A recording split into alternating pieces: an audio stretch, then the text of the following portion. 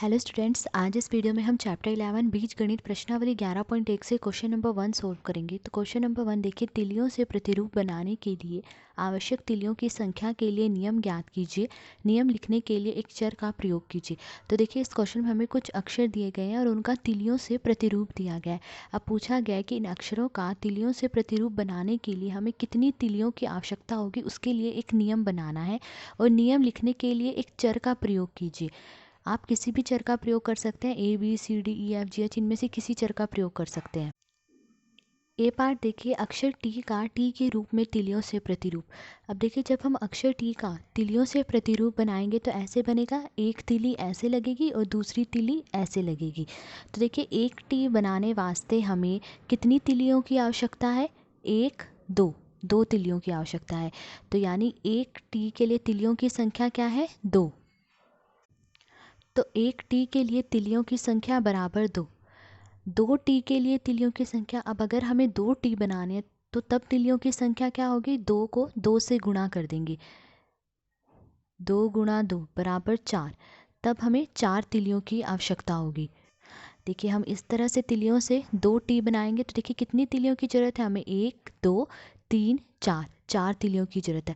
फिर है 3 टी के लिए तिलियों की संख्या। अब 3 टी बनाने हैं तो तिलियों की संख्या क्या होगी? तब हम 2 को 3 से गुणा कर देंगे, 2 × 3 बराबर 6। हमें 6 तिलियों की जरूरत होगी। तो देखिए, 3 टी बनाने वास्ते कितनी तिलियाँ चाहिए? 1 2 3 4 5 6, 6 तिलियाँ। अब देखिए, एन टी के लिए तिलियों की संख्या। अब अगर हमें एन टी बनानी है तो तिलियों की संख्या क्या होगी? देखिए, यहाँ पर ये जो एन है ये अक्षर टी की संख्या को दिखाता है। यानी हम अक्षर टी की संख्या कुछ भी ले सकते हैं, 4 T 5 T 6 T 10 T 20 T, कुछ भी ले सकते हैं। ठीक है, तो एन टी के लिए तिलियों की संख्या क्या होगी? तब हम 2 को गुणा कर देंगे एन से, बराबर 2 × एन क्या आया? 2n। तो एन टी के लिए तिलियों की संख्या क्या है? 2n। इसलिए नियम 2n है। तो नियम क्या है? 2n। यहाँ पर जो n है वो अक्षर t की संख्या को दिखाता है। हम अक्षर t की संख्या कुछ भी ले सकते हैं, 4 टी 5 टी 6 टी, कुछ भी ले सकते हैं। तो अगर हमें 6 टी बनाने हैं तो 6 टी बनाने वास्ते तिलियों की संख्या क्या होगी? यहाँ n की जगह हम 6 रख लेंगे और 2 को 6 से गुणा करेंगे, क्या आएगा? 2 6 के 12। तो हमें 12 तिलियों की आवश्यकता होगी। अगर हमें 10 टी बनाने हैं तब तिलियों की संख्या क्या होगी? तो 2 को गुणा कर देंगे 10 से, n की जगह क्या रख लेंगे? 10। तो 2 × 10 क्या आया? 20। तो हमें 20 तिलियों की जरूरत होगी। तो t के लिए नियम क्या है? 2n है। और देखिए, उन्होंने कहा था कि नियम के लिए एक चर का प्रयोग कीजिए, तो हमने किस चर का प्रयोग किया है? n का प्रयोग किया है। अक्षर z का z के रूप में तिलियों से प्रतिरूप। अब देखिए, जब हम अक्षर z का तिलियों से प्रतिरूप बनाएंगे तो ऐसे बनेगा, एक तिली ऐसे लगेगी, दूसरी तिली ऐसे और तीसरी तिली ऐसे लगेगी। ठीक है, तो एक z के लिए तिलियों की संख्या क्या है? 1 2 3। तो एक z के लिए तिलियों की संख्या बराबर 3। यानी एक z बनाने वास्ते हमें कितनी तिलियाँ चाहिए? 3। तो एन जेड के लिए तिलियों की संख्या, तो अब अगर हमें एन जेड बनाने हैं तो तिलियों की संख्या क्या होगी? तो 3 को गुणा कर देंगे एन से, 3 × एन बराबर 3n। तो एन जेड के लिए तिलियों की संख्या है 3n, इसीलिए नियम 3n है। तो यहाँ पर जो n है वो अक्षर z की संख्या को दिखाता है। अक्षर z की संख्या हम कुछ भी ले सकते हैं, 10z 20z, कुछ भी ले सकते हैं। अगर हमें 4z बनाने हैं, ठीक है, तो 4z के लिए तिलियों की संख्या क्या होगी? 3 को गुणा कर देंगे 4 से, n की जगह हम 4 लिख लेंगे, 3 चौके 12। तब हमें 12 तिलियों की ज़रूरत होगी। अगर हमें 5z बनाने हैं तो कितनी तिलियों की ज़रूरत होगी? n की जगह 5 रख लेंगे, 3 × 5 कितना आया? 15। तो हमें 15 तिलियों की ज़रूरत होगी। तो z के लिए नियम क्या है? 3n है। अब सी पार्ट देखिए, अक्षर u का u के रूप में तिलियों से प्रतिरूप। अब देखिए, जब हम अक्षर u का तिलियों से प्रतिरूप बनाएंगे तो ऐसे बनेगा, एक तिली ऐसे लगेगी, दूसरी तिली ऐसे और तीसरी तिली ऐसे लगेगी। तो देखिए, एक u के लिए तिलियों की संख्या क्या है? 1 2 3। तो एक u के लिए तिलियों की संख्या बराबर 3। ठीक है, तो एक यू बनाने वास्ते हमें कितनी तिलियाँ चाहिए? 3। तो एन यू के लिए तिलियों की संख्या, तो एन यू के लिए तिलियों की संख्या क्या होगी? 3 को गुणा कर देंगे एन से, 3 × एन बराबर 3n। तो एन यू के लिए तिलियों की संख्या है 3n, तो इसीलिए नियम 3n है। यहाँ पर n जो है वो अक्षर u की संख्या को दिखाता है। अक्षर u की संख्या हम कुछ भी ले सकते हैं, 10u, 20u, 5u, 6u, कुछ भी ले सकते हैं। तो अगर हमें 6u बनाने हैं तो हमें कितनी तिलियों की ज़रूरत होगी? 3 गुणा 6, 3 को 6 से गुणा कर देंगे, क्या आएगा? 3 6 के 18, तो हमें 18 तिलियों की ज़रूरत होगी।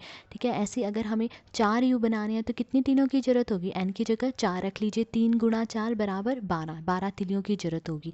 तो अक्षर u के लिए नियम क्या है? 3n। यानी हम इस नियम का यूज़ करते हुए बता सकते हैं कि अगर हमें 10 यू बनाने हैं तो कितनी तिलियाँ चाहिए होंगी, अगर 20 यू बनाने हैं तो कितनी तिलियाँ चाहिए होंगी। तो इस नियम का प्रयोग करके बताएंगे। ठीक है, अब देखिए जेड और यू इन दोनों के लिए जो है नियम एक जैसा है। इसके लिए भी नियम 3n है और इसके लिए भी नियम 3n है।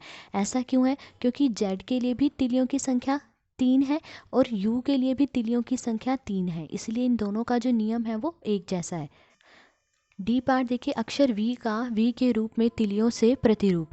अब देखिए जब हम अक्षर वी का तिलियों से प्रतिरूप बनाएंगे तो ऐसे बनेगा, एक तिली ऐसे लगेगी और दूसरी तिली ऐसे लगेगी। ठीक है, तो एक वी के लिए तिलियों की संख्या क्या है? 1 2 2 है। तो एक वी के लिए तिलियों की संख्या बराबर 2, यानी एक वी बनाने वास्ते हमें कितनी तिलियाँ चाहिए? 2। तो एन वी के लिए तिलियों की संख्या, तो एन वी के लिए तिलियों की संख्या क्या होगी? 2 को गुणा कर देंगे n से, 2 गुणा n बराबर 2n। तो एन वी के लिए तिलियों की संख्या है 2n, तो इसीलिए नियम 2n है। यहाँ पर जो n है वो अक्षर v की संख्या को दिखाता है। अक्षर v की संख्या हम कुछ भी ले सकते हैं, 2 3 4 5 6 20 30 कुछ भी ले सकते हैं। तो अगर हमें 4v बनाने हैं तो हमें कितनी तिलियों की ज़रूरत होगी? n की जगह 4 रख लीजिए, 2 गुणा 4 बराबर 8, 8 तिलियों की ज़रूरत होगी। अगर हमें 5v बनाने हैं तो कितनी तिलियों की ज़रूरत होगी? 2 को गुणा कर दीजिए 5 से, 2 गुणा 5 बराबर 10, 10 तिलियों की ज़रूरत होगी। तो अक्षर v के लिए नियम क्या है? नियम 2n है। अब ई पार्ट देखिए, अक्षर ई का ई के रूप में तिलियों से प्रतिरूप। अब देखिए जब हम अक्षर ई का प्रतिरूप बनाएंगे तिलियों से तो ऐसा बनेगा। ठीक है, तो देखिए 1 2 3, 3 तिलियाँ ऐसे लगेंगी और 2 तिलियाँ ऐसे लगेंगी। तो देखिए एक ई के लिए तिलियों की संख्या क्या है? 1 2 3 4 5। तो एक ई के लिए तिलियों की संख्या बराबर 5, यानी एक ई बनाने वास्ते हमें कितनी तिलियाँ चाहिए? 5। तो एन ई के लिए तिलियों की संख्या क्या होगी? 5 को गुणा कर देंगे n से, 5 गुणा n बराबर 5n। तो एन ई के लिए तिलियों की संख्या है 5n, तो इसीलिए नियम 5n है। तो नियम क्या है? 5n। यहाँ पर n जो है वो अक्षर ई की संख्या को दिखाता है। अक्षर ई की संख्या हम कुछ भी ले सकते हैं, 6 7 8 कुछ भी ले सकते हैं। अगर हमें 8 ई बनाने हैं तो हमें कितनी तिलियों की ज़रूरत होगी? तो देखिए n की जगह 8 रख लीजिए, 5 गुणा 8 40, 40 तिलियों की ज़रूरत होगी। तो अक्षर ई के लिए नियम क्या है? 5n। तो इस नियम का यूज़ करते हुए, ये जो 5n है इस नियम का यूज़ करते हुए हम ये बता सकते हैं कि 10 ई के लिए कितनी तिलियों की ज़रूरत होगी, ऐसी 50 ई के लिए कितनी तिलियों की ज़रूरत होगी। एफ पार्ट देखिए, अक्षर एस का एस के रूप में तिलियों से प्रतिरूप। तो देखिए जब हम अक्षर एस का तिलियों से प्रतिरूप बनाएंगे तो ऐसा बनेगा। तो देखिए एस बनाने के लिए हमें कितनी तिलियों की ज़रूरत होगी? 1 2 3 4 5।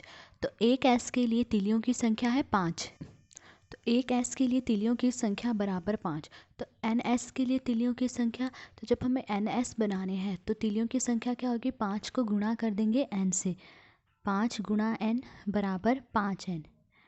तो एन एस के लिए तिलियों की संख्या है 5n, इसीलिए नियम 5n है।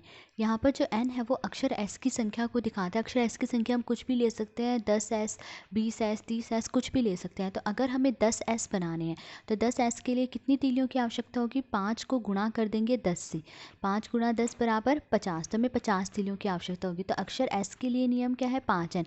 तो देखिए e और s दोनों के लिए जो है नियम एक जैसे हैं। इसके लिए भी नियम 5n है और इसके लिए भी नियम 5n है। ऐसा क्यों है? क्योंकि e के लिए भी तिलियों की संख्या 5 है और s के लिए भी तिलियों की संख्या 5 है, इसलिए इन दोनों के नियम जो है एक जैसे हैं। जी पार्ट देखिए, अक्षर ए का ए के रूप में तिलियों से प्रतिरूप। अब देखिए जब हम अक्षर ए का तिलियों से प्रतिरूप बनाएंगे तो ऐसा बनेगा। तो एक ए के लिए हमें कितनी तिलियों की ज़रूरत पड़ेगी? देखिए 1 2 3 4 5 6, 6 तिलियों की ज़रूरत होगी। तो एक ए के लिए तिलियों की संख्या बराबर 6। तो एन ए के लिए तिलियों की संख्या क्या होगी? 6 को गुणा कर देंगे n से, 6 गुणा n बराबर 6n। इसीलिए नियम 6n है। यहाँ पर ये जो n है वो अक्षर a की संख्या को दिखाता है। अक्षर a की संख्या हम कुछ भी ले सकते हैं, 30a, 40a, 50a, कुछ भी ले सकते हैं, ठीक है। अगर हमें 11a बनाने हैं तो 11a के लिए कितनी तीलियों की ज़रूरत होगी? n की जगह यहाँ 11 लिख लीजिए और 6 को 11 से गुणा करेंगे, क्या आएगा? 66। तो हमें 66 तीलियों की ज़रूरत होगी। तो अक्षर a के लिए नियम क्या है? 6n है। तो आज इस वीडियो में हमने क्वेश्चन नंबर 1 सोल्व करा। अगर आपको वीडियो पसंद आई हो तो please like, share and subscribe. Thank you.